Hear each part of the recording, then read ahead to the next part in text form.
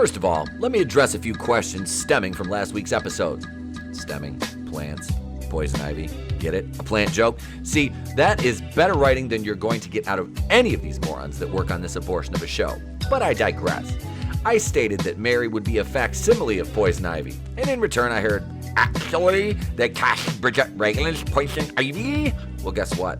Old Bridget is probably going to be in a flashback, or they'll dig her up from under the ground or something, because judging by this episode already, abortion clinic Mary is going to be the main CW poison ivy. And I honestly have to say that those of you who've been sleeping on just how fucking hot Nicole Kang is, and I'm being serious, she is a fucking smoke show. And that being said, oh, you sweet summer child, you need a new agent who can get your fine ass out of shows like this and that other pile of shit you. Again, I digress, because talking about Nicole Kang's aesthetics is far more interesting than anything that takes place inside the 45-minute runtime of this fucking dumpster fire. So this week's episode starts in the middle of a WNBA game. Okay, it wasn't really a WNBA game, but there were about the same amount of people in attendance that would be at a normal WNBA game, meaning there were more lesbians on the court than there were spectators in the stand. Leslie Jones shoots an air ball as a mid-range jumper, prompting female Jeremy Lin to say, Brick City, baby! Brick City, baby!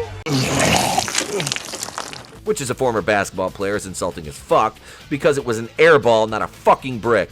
A brick is when the ball bounces off the rim, not misses everything completely. Am I asking too much of a bunch of lesbian writers to at least know some of the lingo if they're going to attempt to make the character sound mildly intelligent? And I mean, given the fact that the WNBA is about 99.9% lesbians, pretty much like Gotham City, and the writer's room is about 99% lesbian. I need Scott Steiner math. You take your 33 and a third chance, minus my 25% chance.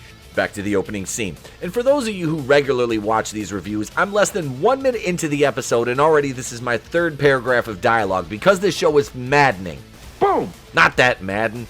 So Leslie Jones sees the mood slime running out from under the door of the shed, runs and opens it up to find a generic white guy with honeycomb all over him, engulfed in plants, bees fly out of his mouth like he's the fucking white candy man. That's racist! And he's alive, and he's a human beehive.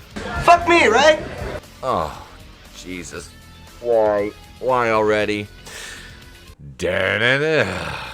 Roll the fucking opening. I was a little frustrated. Batwoman, that's just a car. Somebody's watching this show. That like really annoyed me. Batwoman is still doing quite well. It doesn't even look like Batwoman. Peter, I'm really starting to question why I'm even friends with you in the first place. Montoya shows up on the scene at the park, and GCPD's cleaning up the white male beehive man, who's fucking still alive inexplicably, and Montoya, who's a diverse lesbian of color, puts another diverse female lesbian police officer of color in check when she calls her ma'am. Excuse me, it's ma'am. It is ma'am. And has a snarky white detective tell everyone to pack it up, the Freak Patrol is here. Who is at this time Montoya, he says, Pollen Boy or Candyman. Better be careful, and Nia DeCoste's A-Cab Candyman will come and get him. Fuck you! And Montoya tells the medics to take the victim to the abortion clinic, because that's exactly what you need to do. He needs medical attention, not a fucking coat hanger up his cooch. Who wrote this shite? I just thought it was funny that Montoya pulled her switchblade out like she was one of the fucking outsiders or some shit.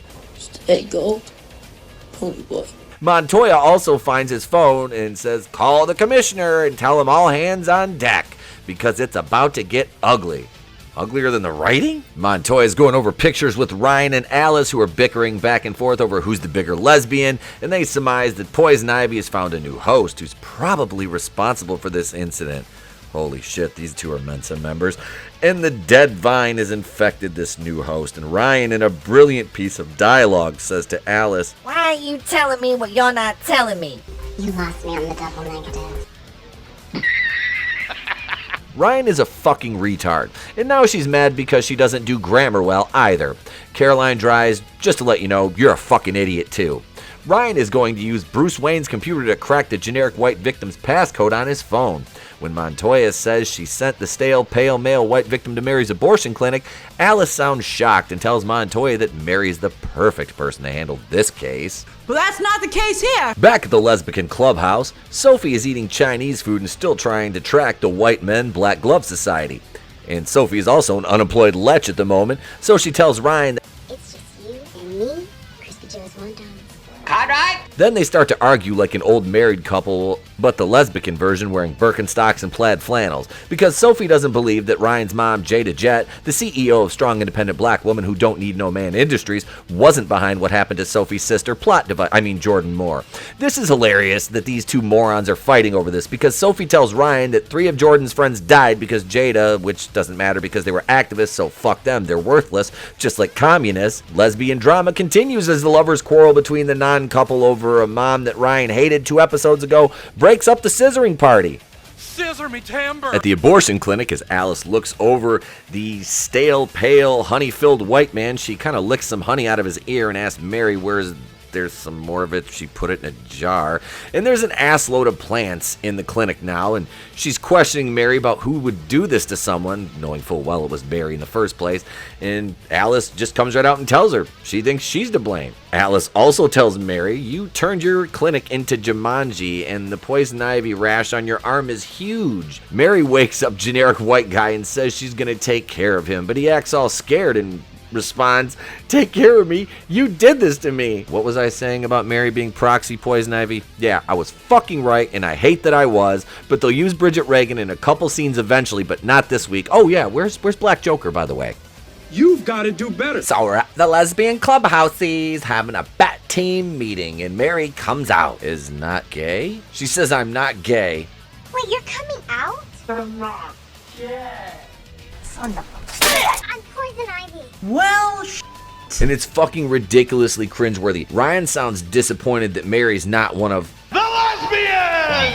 And none of them believe that Mary's poison ivy because she basically says she is, until they find out the generic white male's victim. His last 3 text messages were to Mary, and she got mad at him because he rejected her on Tinder or some shit like that. It was some dating site. I was only half-assed listening to it. I was like, okay, I don't care. She's coming out as not gay. And they're treating that like this is a big deal because she's not gay. But I guess in Gotham, where 99.9% of the women are lesbians, it's a big deal when a woman's not gay. She has to come out as heterosexual.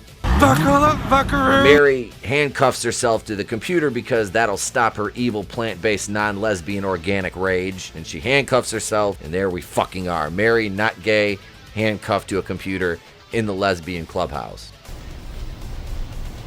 Why are you the way that you are? Meanwhile, at the offices of Renee Montoya, Drunk Lesbian Investigator Inc., Sophie, the unemployed lesbian, walks in, and Renee fires a verbal salvo her way, due to their rivalry when Sophie was actually Crophie and had a job, and that kind of stuff.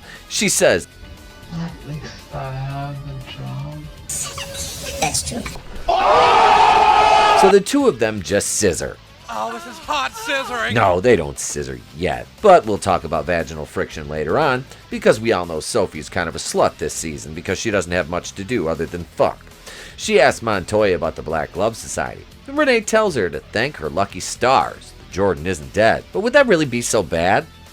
Nope. Mary's on the made-up dating site. That's where she met the generic white guy that she turned into a human beehive, and they're going through her DMs, and it turns out Mary tried to kill white guy, like I said, for rejecting her and calling her sweet.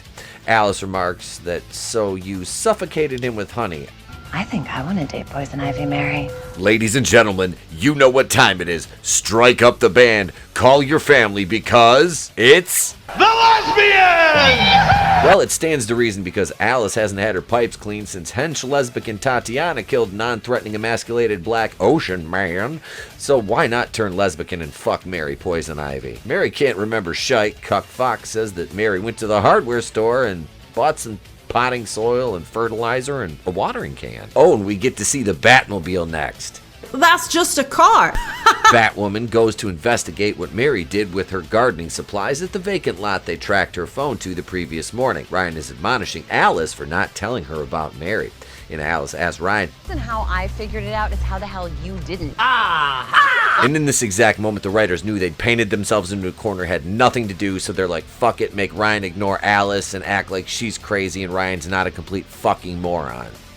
Damn! So they find the bald guy, Virgil or Vincent, from the Black Glove Society, buried in the ground with a bucket over his head. And this is the same guy who froze Jordan, killed a retarded activist friend. Really, Alice and Batwoman should be freeing him and giving him a medal for eliminating activist scum, because only you can prevent communism. Dun, dun, dun, dun. At the lesbian clubhouse, the Batcave, Mary is asking Luke how she knew how to find this elusive criminal, and of course Cuck Fox explains it, and Alice remarks that she violated medical ethics. Harley Quinn, here we come.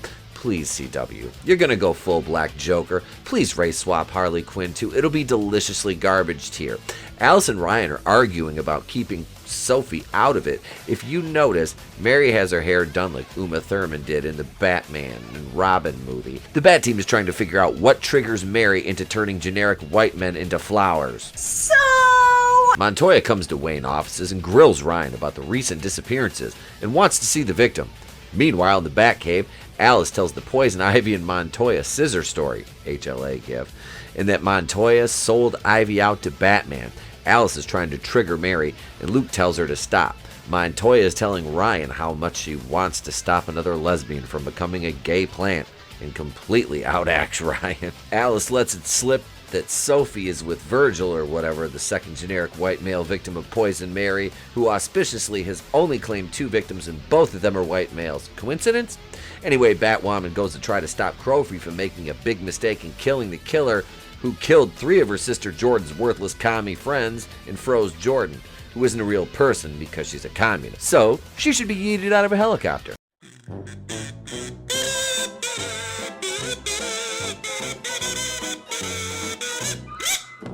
So we see Vincent or Virgil or Derek Chauvin or whatever his name is handcuffed to a pipe in the sewer because they can't stop using this set piece because the show is fucking shite. They have no other set pieces. They don't have the budget for other set pieces. And they've literally got this guy chained. When they do, I believe, have some sort of holding cell in the Bat Cave, if I'm not mistaken. But, fuck it. Logic be damned again. Let's not abide by the Geneva Convention, and we'll well, he's not a foreign combatant, I'm just kidding, but let's throw him in the fucking sewer and chain him up down there. Crofty's ready to take a blowtorch to Whitey McWhiterson, and we find out he was hired by Tommy Elliott, Hush, his mom, and remember the Batman fake that Ryan punched his face off, and a bunch of other rich parents with bad seed kids, and then she torches part of his face. Ryan and Crofty then have a lesbian argument, and we have The lesbian! And all of a sudden, Whitey McBurnface just fucking dies, and Crofty says, Guess you gotta keep Mommy secret a little bit longer. And storms out to go scissor some random lesbian to work out her stress. I wonder if she's headed to This is Lesbos! Poison Mary. Alice and Cuck Fox are still trying to figure out what Bruce did to Pamela Isley, and Alice is still trying to get Mary triggered to turn her into Poison Mary, and it starts to work because there's, get this, sunlight coming in to the Batcave somehow, which is underneath Wayne Enterprises. Underneath Wayne Enterprise. No sunlight coming in, but there's sunlight coming in. Cuck Fox gets all mad because Alice is starting to get Poison Mary triggered, and Poison Mary knocks his bitch ass the fuck out with a computer keyboard, and we see a nice fucking hot ass scene with Alice and Mary. And Alice lets her go. Mary calls Montoya to lure her into the Gotham Botanical Garden, and Alice and her look at each other with scissoring in their eyes. The lesbian! They said that Mary and Alice aren't lesbians, but they should be. Jesus, these two need to act in the porn parody of this show. Axel Braun, you're on the clock. At Gotham Botanical Garden, Montoya has walked into Mary's lesbian Venus flytrap. And Poison Mary is waiting for her. Mary tells Montoya that she called in the tip. Montoya wants to find Pam, and Mary tells her Pam doesn't want to be found and that Pam hates Montoya. Next thing you know, Montoya is whisked away by a vine on a magical vacation. I'm just kidding. But we do have some lovely scissors parting gifts for you. Oh, we're scissoring!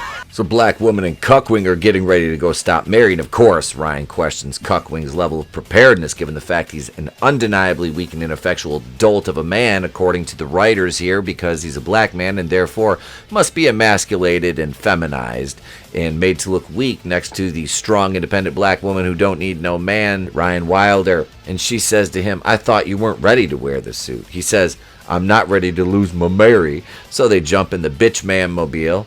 That's just a car gif, and head out to the old Gotham Botanical Garden in an attempt to save Poison Mary. Because that's what heroes do. So stop me if you've heard this one. Blackwoman and Cuckwing just stroll right the fuck into the Botanical Garden. No, I'm just kidding. And they have their fake Iron Man tech that's picking up energy that is running through the plants. And they have meaningless Mary dialogue, and then they're attacked by daffodils! No, but seriously, Poison Mary has her plant minions capture Blackwoman and Cuckwing, who laments his shoulder being injured. And they go to look for Mary, and Cuck starts to ask his suit daddy questions. And then Poison Mary asks what kind of hero still needs his daddy. And Mary lynches Cuckwing and then crucifies him with plants. And Mary says that she took his dad out of this suit because that's just fucking hilarious. Ryan drops in and frees Cuck, and this shit...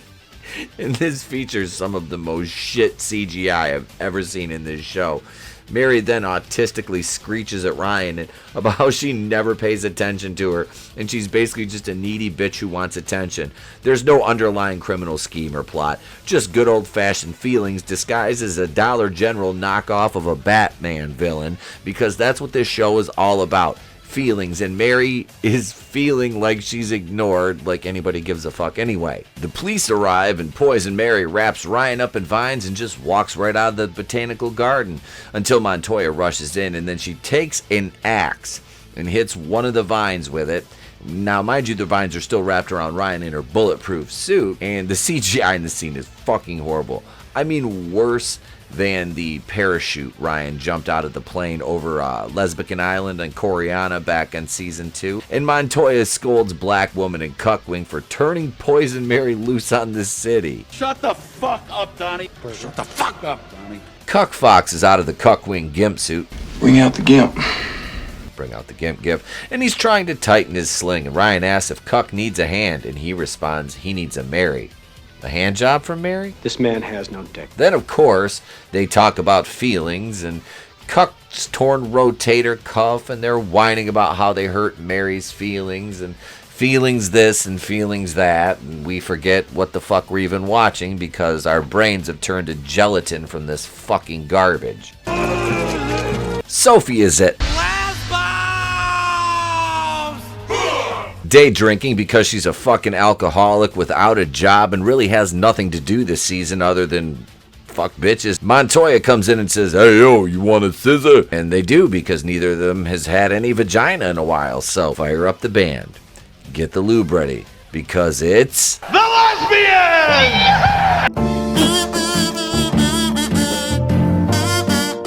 Ryan calls her mommy and asks her for a favor developing a cure for Poison Mary, and I couldn't fucking care less. Can we just watch Montoya and Sophie scissor a bit more? I want some more. Since I'm a benevolent king, and I love you guys, and I spoil you, fire up the band. Let's do it. It's time. The Lesbian!